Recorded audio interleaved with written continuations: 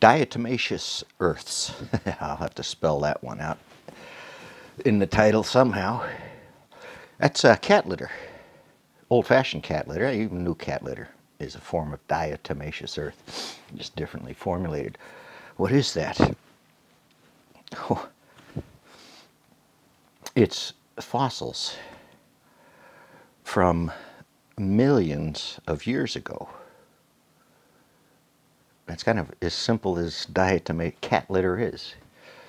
It got more complicated, it got more expensive, but the bottom line, cat litter, if you go to an auto store, it's called dry Zorb or oil Zorb or a product like that, is a very porous piece of dirt.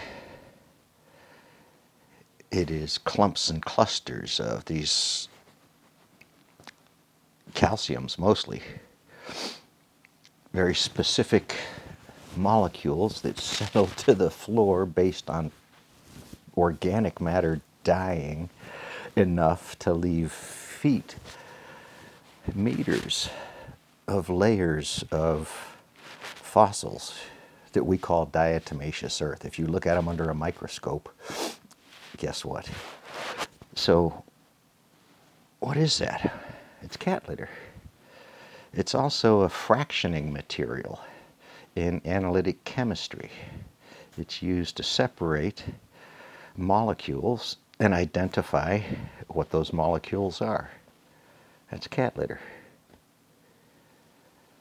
It's very processed cat litter, diatomaceous earth.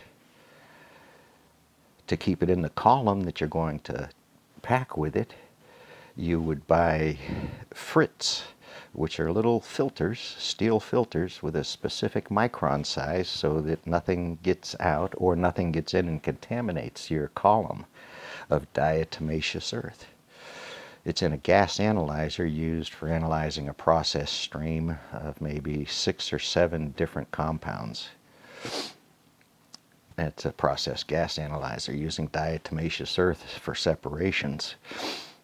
That column separation has been replaced by capillary columns that use surface film technology, sciences, stereochemistry to do that same type of separation as you do physically. Well, it's still physical, it's just at the atomic level. It's molecules getting slowed down by a minor reaction with a wall surface of materials. That's molecular separations, molecular sieves. You can use other materials to do this. You can use catalysts to change the compounds coming in, to change your analytics maybe. So, very useful cat litter, that is. So how do you learn more about cat litter? Well, you walk into a lab that has columns of these cat litter filters. Only it's not cat litter, it's a little more expensive. And they're purifying water with it. That and a whole series of other filters. A series of UVC lights to kill off any organic materials or compounds. Break apart specific molecules, specific ionic bonds, elemental bonds, molecular bonds to kill living organisms inside the water. So the order of these things, the order of the filtrations, where you put what, matters. Turns out that diatomaceous earth, that million-year-old dirt that was processed somewhere in a factory to become a filter material, had an organic element in it that escaped analysis. It actually got through all those ultra-high purity filters and processes and contaminated ultra-high purity water supplies. The only way you would find that contamination is with some instruments that matters to. In this case, inductively coupled argon plasma optical emission spectrometry used for elemental metals analysis.